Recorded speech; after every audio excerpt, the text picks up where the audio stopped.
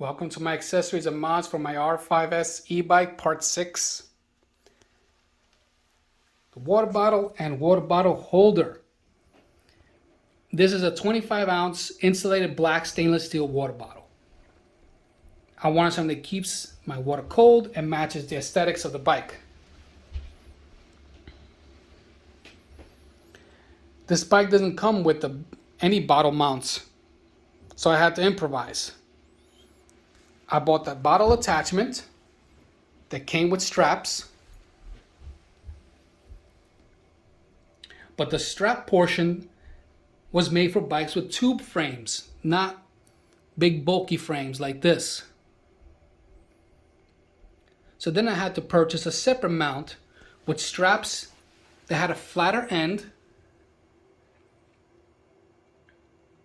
so they would accommodate this type of frame. I unscrewed the bottle attachments from the other purchase and screwed it onto this mount instead. And then I strapped the whole thing to the bottom part of the frame like this. I think it worked out pretty good.